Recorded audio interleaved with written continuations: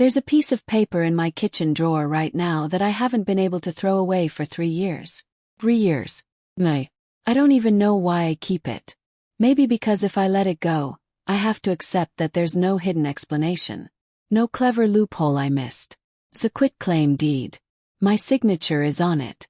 And I honestly did not understand what I was signing. I signed it.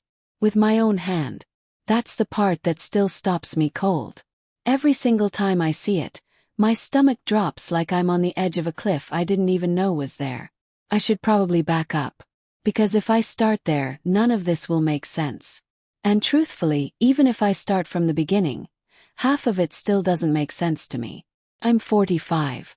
I've lived in the same house for 22 years.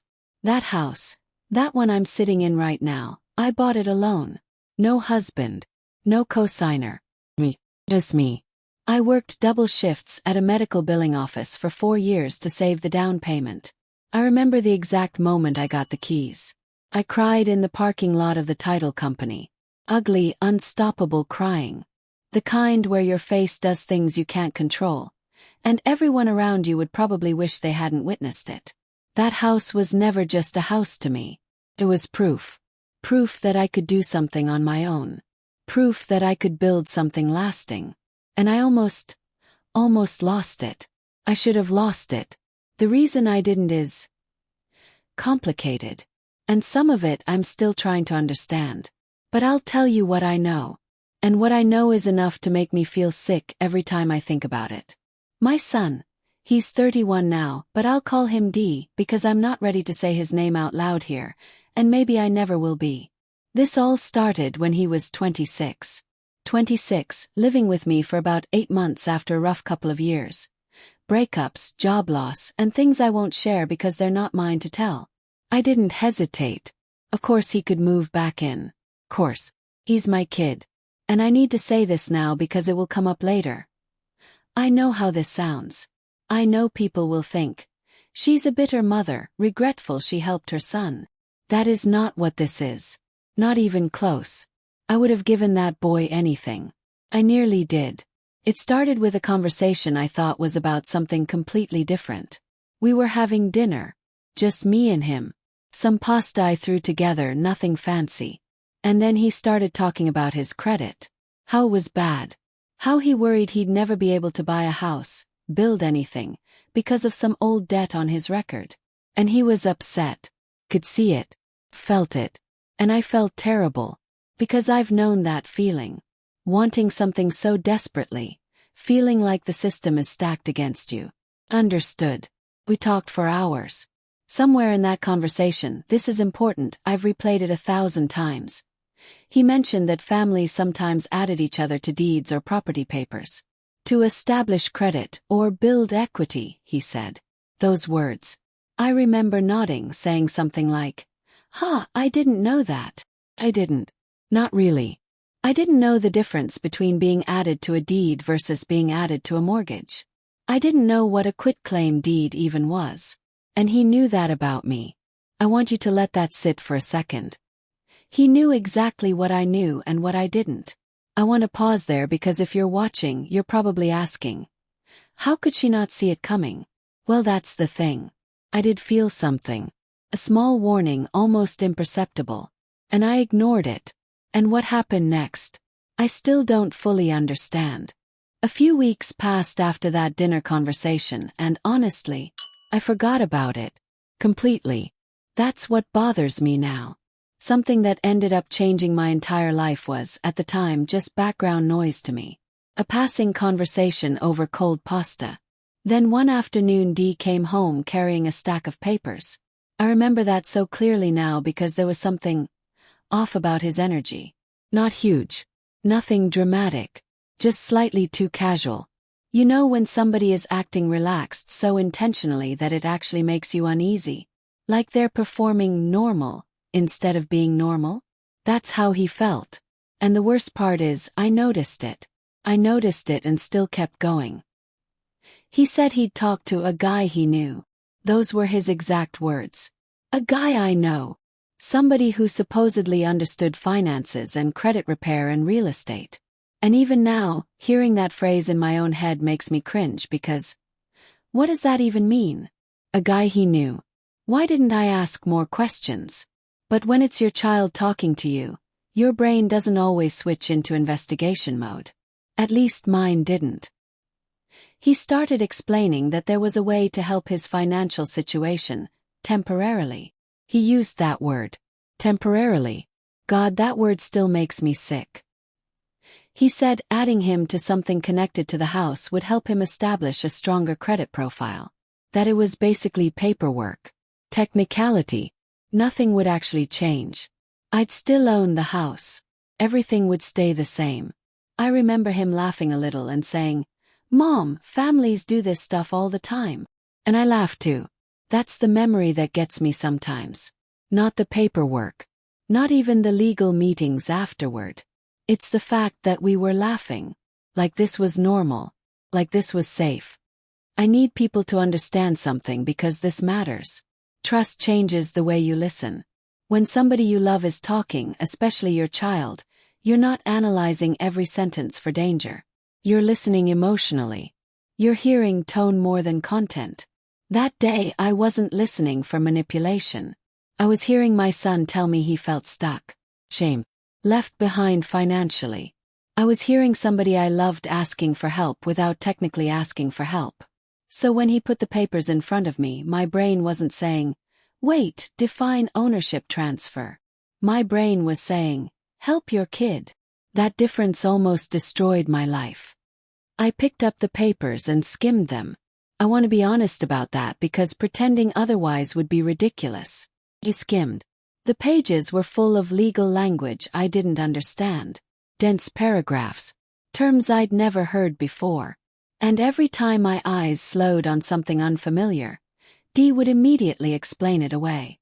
It's standard wording. That part doesn't really matter. It's just legal language. And because he sounded confident, I let his confidence replace my understanding. I've repeated that sentence in therapy more times than I can count. I let his confidence replace my understanding. My phone was sitting right there beside me on the kitchen table. I could have Googled quitclaim deed in 10 seconds. 10 seconds. That realization still keeps me awake sometimes. Because life-changing mistakes don't always feel dramatic when they happen. Sometimes they feel boring, ordinary, administrative. Sometimes disaster looks exactly like paperwork on a Tuesday afternoon. I signed where he pointed. Every page. And afterward he looked relieved. Actually relieved. He folded the papers neatly back together and smiled at me. Then he said something I didn't think twice about at the time. He said, "This is really gonna change things for me. Not for us. For him." I missed that too. I missed all of it. And afterward I remember feeling good. Proud even. Like I'd done something meaningful for my son. Like I was helping him build stability. I had no idea I'd just handed him partial ownership of my home. No idea. For about 4 months, everything seemed normal. That's what's terrifying about this kind of thing. When it's unfolding quietly, you're not supposed to notice anything yet. Life keeps moving. You keep making coffee and folding laundry and watching TV at night like your world isn't already shifting underneath you. He got a new job during that time. He seemed happier. Lighter. I remember thinking, okay, maybe things are finally turning around for him. I was relieved. God, I was relieved. Then one afternoon, I got a letter in the mail from a mortgage company I didn't recognize. First I thought it was junk mail. I almost threw it away with the grocery ads. I almost threw away the piece of paper that would explain what my son had done. And looking back now, that tiny moment might be the scariest part of this entire story. Because if I hadn't opened that envelope, I don't even want to think about what would have happened next. Something made me open it. I still don't know what. Honestly, I've replayed that moment in my head so many times trying to understand why I stopped before throwing it away. It was just this tiny feeling. Barely even a thought. Like static in the back of my mind. So I opened the envelope standing right there in the kitchen. And at first, the words didn't make sense. I'm serious. I read the first paragraph and genuinely thought there had been some kind of mistake. The letter referenced a loan connected to my property. My property. There was an account number, payment information, language about delinquency. Then I saw my name, and I felt my entire body go cold. I remember gripping the edge of the counter because suddenly I got dizzy. Like the room tilted sideways for a second. There was a loan against my house. My house. And according to the notice, payments were already overdue. Overdue. Meaning this had been happening long enough for missed payments to exist before I even knew the loan existed at all. I read the letter 4 times. Maybe 5. Every time my brain absorbed a little more before rejecting it again. No, this has to be identity theft. No, maybe it's a scam. No, maybe they mailed it to the wrong address. Because the alternative, the actual truth, felt impossible. The alternative was that my son knew something about my home that I didn't. And somewhere deep down, before I consciously admitted it, I think I already knew that was exactly what had happened. I walked upstairs holding that letter so tightly it crumpled in my hand. And even then, even standing outside his bedroom door, I still believed there had to be an explanation. A misunderstanding. Something fixable. I knocked. He opened the door. And the very first thing I noticed was his face. Not confusion. Not surprise. Recognition. Like he already knew why I was standing there. That moment. I still think about that moment all the time. Because before either of us even spoke, something inside me started breaking. Quietly. Irreversibly. I handed him the letter. My hand was shaking so badly the paper made this little crackling sound when he took it from me. And I waited for him to say something normal. Something reassuring. What is this? There's been a mistake. Oh my God. Anything.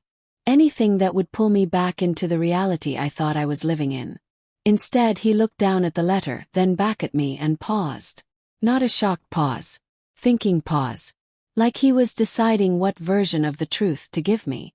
Then he said, "Okay. I was gonna talk to you about this." I can still hear it exactly the way he said it. Careful. Almost rehearsed. I was gonna talk to you about this. Not what happened. Not I didn't know. Not even pretending for a second.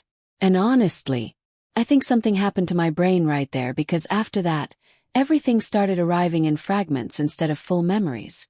I remember the smell of laundry detergent in his room.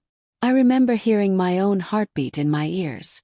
I remember suddenly feeling freezing cold even though it was summer. And I remember repeating the same question over and over. What do you mean? What do you mean? What do you mean? Like if I kept asking, eventually I'd get an answer that made sense. He started talking fast. Too fast. Explaining things in circles. Saying there'd been an opportunity. Saying he thought he could handle it. Saying the loan was supposed to help solve temporary financial pressure. Even now, I still don't fully understand some of what he was trying to explain. And then he said the amount. The amount of the loan. I'm not gonna say the number because honestly, even hearing it in my own head still makes me feel physically sick. But I remember hearing it and immediately sitting down on the floor. Not dramatically. My legs just stopped working. 1 second I was standing there. The next second I was on the carpet staring at his dresser because my body couldn't process what my brain was hearing. That amount of money was tied to my house. The house I spent years trying to earn. And somehow my son had used it without me understanding what I'd agreed to. The next few weeks were a blur of documents, phone calls, public records, and confusion. Every new piece of information made the previous piece worse. I found out the quitclaim deed I signed had transferred partial ownership of my home to D. Actual legal ownership. Recorded ownership. Not symbolic. Not temporary. Real. And because his name was attached to the property, he'd been able, with help from that guy he knew, to leverage the house for a loan. A real loan. One already falling behind in payments before I even knew it existed. I remember sitting at the kitchen table surrounded by paperwork thinking, how can something be legal and still feel unreal? Because none of it felt real. It felt like somebody slowly explaining my own life back to me incorrectly. And the worst part, even after all that, Even after the paperwork and the loan and the lies started becoming clear, I still defended him. And what happened after that honestly changed the way I understand love forever. I defended him. I know it sounds insane. I know it sounds like I was blind or naive or both. But I can explain, sort of. For months, I told people around me that Dee was manipulated. That the guy he knew had pushed him into something he didn't fully understand. That my son had been taken advantage of, just like I had almost been. I needed that story to be true. I needed to believe that because the alternative, that my kid had knowingly done something that could ruin me, was unbearable. I even told my sister. And she lost her mind. I remember the look on her face, the anger, the disbelief. "Call the police," she said, like it was that simple. And Carol, my friend, she said the same thing. But I couldn't. I couldn't just cut him off completely. Because I had seen him at 6 years old with a missing tooth laughing at cartoons. I had held him when he scraped his knee and cried for hours. I couldn't just throw all of that away. Not yet. I didn't know how to separate the child I loved from the adult who had hurt me. And I still don't fully. The attorney, Patricia, I want to say her name because she was extraordinary, helped me understand the legal mess I was in. 3 meetings, 3 exhausting, terrifying, soul-crushing meetings. Each time I thought I understood what was happening, I left knowing maybe 60% of the truth. She explained that the loan was obtained under fraudulent circumstances, that the way it had been set up gave me grounds to challenge it. But she kept repeating something I wasn't ready to hear. "This is going to be expensive. Long. And there are no guarantees." No guarantees. My house. My home. The place I had worked 4 years to buy with my own hands. And there were no guarantees. I started having panic attacks. I'd never had them before. Not like this. Waking up at 3 in the morning with my chest tight, my heart racing, trying to remember how to breathe. Wondering if the house I loved so fiercely could just vanish from under me. And all the while, Dee was still living here. In my house. In the kitchen, in the living room, in the hallway that I had walked alone for years and thought was safe. I know how that sounds. I've had people look at me like I'm crazy when I try to explain it. But grief doesn't always look like rage. Sometimes it looks like paralysis. Sometimes it looks like this hollow, stomach-turning, heart-clenching nothing. Then there was the conversation I never told anyone about. Not Patricia, not my sister, not Carol. A late night about 3 weeks after I found out about the loan. I was in the kitchen doing something meaningless, washing dishes, I think, and he sat down across from me. He said he was sorry. He cried. Real tears.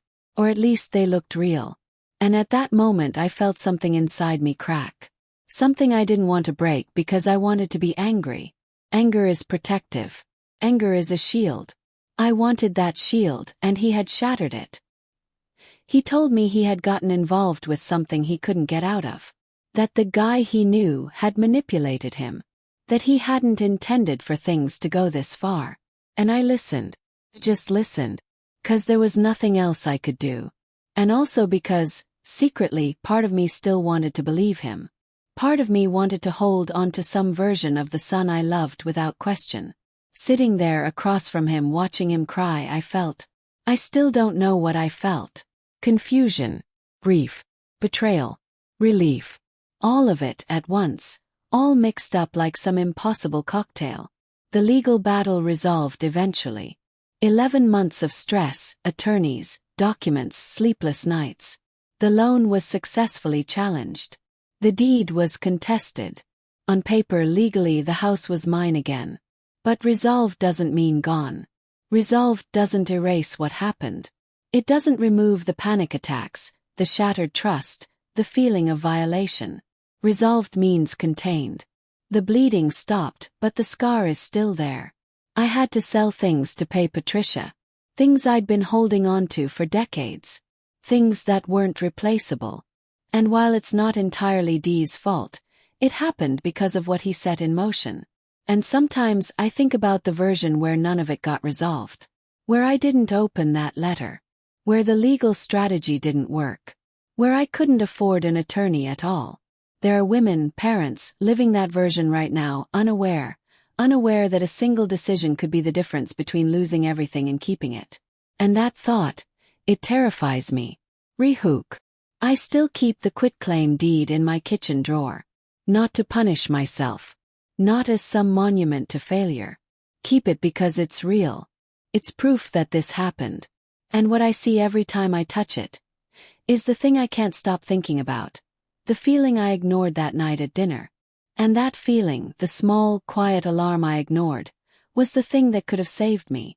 And the worst part, I didn't even recognize it. I still keep the quitclaim deed in my kitchen drawer. Right under old coupons, takeout menus, things I keep meaning to throw away but never do. And I don't keep it because I enjoy looking at it. You don't. I hate it actually. But I also can't get rid of it. Because if I throw it away, it feels like I'm erasing proof that it happened. And I need the proof. I need something physical I can hold in my hand that says, "No, you didn't imagine this. This was real. This nearly happened to you." Because my mind tries to soften it sometimes.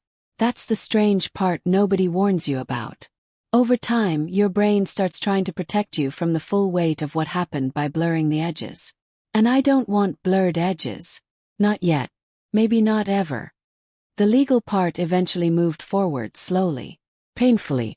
Patricia handled most of it, and I just tried to keep my life from completely collapsing while she did. There were filings, challenges, document requests I didn't even understand half the time. Every time she called, my stomach would drop before I even answered because I never knew if it was going to be good news or another setback. And even when things started going in my favor, it didn't feel like relief.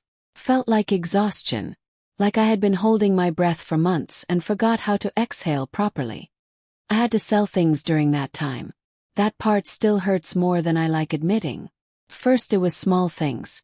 Jewelry I hadn't worn in years. A few pieces of furniture. But then it became things that actually mattered to me emotionally. My grandmother's dining set. A box of letters I'd kept since my 20s. A few things from my mother that I told myself I'd never part with. And every time I sold something, I told myself it was just temporary damage control. But underneath that, there was anger. Quiet anger. Because none of it would have been happening if I hadn't signed those papers. If I hadn't trusted my son in that moment. And then immediately after the anger came guilt, because I would think, that's still your child. That's still the boy you raised. And I would just sit there in my kitchen, sometimes feeling like my emotions were fighting each other in real time. Love on one side, betrayal on the other, and I was stuck in the middle. Dee moved out before everything fully resolved. It wasn't dramatic. There wasn't a big confrontation. No shouting match. No final speech. Just dissolved. We had already stopped talking much by that point. The house had become this strange shared space where we moved around each other carefully, like we were both afraid of what would happen if we spoke too directly. Then one morning I came downstairs and realized some of his things were gone. Few days later, more were gone. And then eventually, he just wasn't there anymore. No explanation. No closure. No final conversation where anything felt finished. Just absence.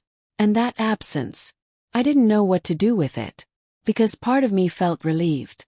And another part of me felt like I had just lost him all over again. People ask me sometimes if he admitted everything. If there was ever a moment where he sat down and said, "I did this. I knew what I was doing." And the honest answer is, not really. There were apologies. There were explanations that shifted depending on the day. There were moments where he said he was confused or pressured, or misled by the guy he knew. And one thing he said sticks with me more than anything else. He said he thought he could fix it before I ever found out. That sentence still doesn't sit right in my body. Because it implies there was a timeline where this was acceptable as long as I remained unaware. Like my knowledge was the thing that made it real. For a long time I didn't know what to do with any of that. Even now I don't fully. Because I can't separate what he did from who he is completely. I wish I could. It would be simpler, cleaner, easier to explain to other people.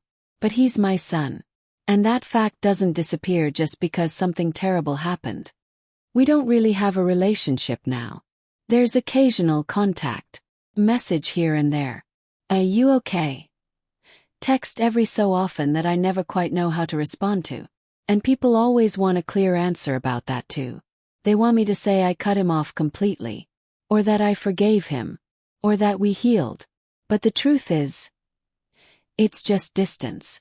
Some days that distance feels like protection. Other days it feels like grief that never finished processing.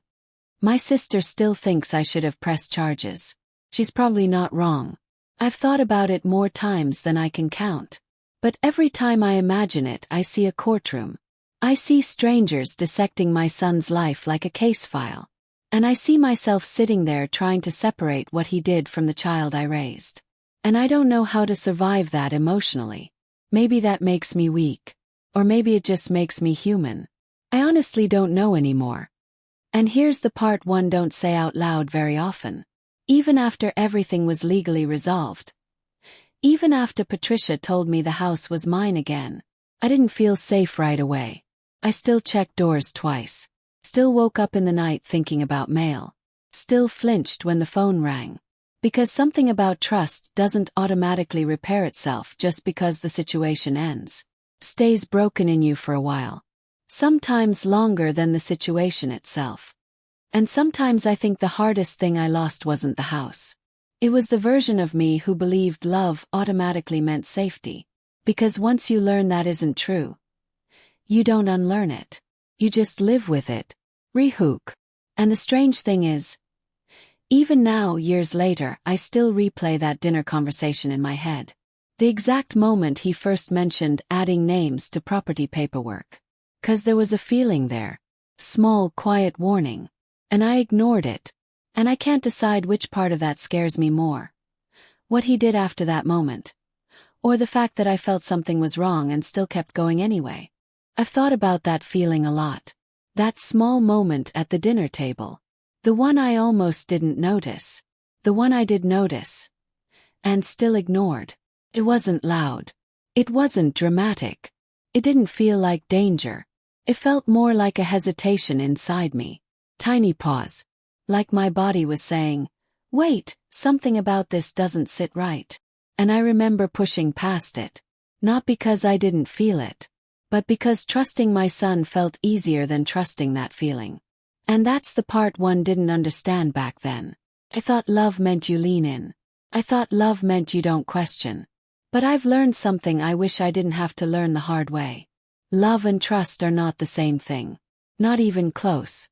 After everything, when the legal case finally settled and Patricia told me the house was mine again, I expected to feel relief. Like a weight lifting. Like I could finally breathe. But what I actually felt was delayed. My body didn't catch up to the outcome for a long time. Even after the paperwork was done, I still woke up at night thinking something was going to change again. Like stability was temporary. Like the ground could shift again at any moment. Because when you spend that long in fear, your nervous system doesn't just reset because the danger is over. It remembers. And the memory part, that's what surprised me the most. I thought once things were resolved, I'd be able to look at my son and just see my son again. But it doesn't work like that. Now every memory has two layers. The old layer. And the new knowledge sitting underneath it. I'll remember him laughing in the kitchen as a teenager. And then my brain quietly reminds me of what came later. I'll remember him sick on the couch when he was little. And suddenly I'm aware of the version of him who signed documents I didn't understand. It's like my past got rewritten emotionally. Even though the events didn't change. And I hate that. I hate that I can't fully separate who he was from what happened. People sometimes ask me if I think he loved me. And I don't know why that question is harder than the others, but it is. Because the honest answer is, think he did. I think people can love someone and still do something deeply damaging to them. I think desperation can distort judgment in ways people don't understand until they're inside it. That doesn't excuse anything. Not even a little. But it explains why my brain can't file this into a simple category. Nothing about it is simple. We don't have a real relationship now. There's distance. There's silence. There are occasional messages that feel too small for everything that happened. And I live in that in-between space where I don't fully know what this is anymore. Is it grief? Is it separation? Is it something unfinished? I honestly don't have a name for it. Some days I think I never will. The house is still mine. I say that out loud sometimes just to remind myself. It's strange how something can stay legally stable but still feel emotionally unstable for so long. I walk through rooms and remember different versions of my life happening in the same space. A younger me painting walls. A tired me coming home from double shifts. A hopeful me thinking I had built something permanent. And then, the version of me sitting at a kitchen table reading a letter that changed everything. All of those versions exist in the same place now. And I live among them. I still keep the quitclaim deed. I still don't throw it away. And I used to think that meant I was stuck. But I don't think that anymore. I think it means I'm trying to remember something important. That trust is powerful. But it isn't automatic. And ignoring your own discomfort has a cost you don't always see until later. If I could go back to that dinner conversation, I don't even know what I would say. I don't think I would shout. I don't think I would accuse. I think I would just pause. Sit with that feeling. The one I ignored. And I would let it exist long enough to take it seriously. Because that's where everything started. Not with the paperwork. Not with the loan. Not even with the signature. It started with a feeling I didn't listen to. And maybe that's the part one still struggle with the most. Not just what happened, but the fact that I knew something was off. And still chose to move forward. Because I trusted love more than I trusted myself. And I don't do that anymore. Not the same way. Not blindly. Not like before.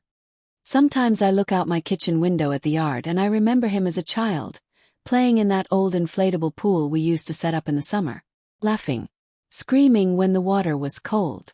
Completely unaware of anything complicated in the world.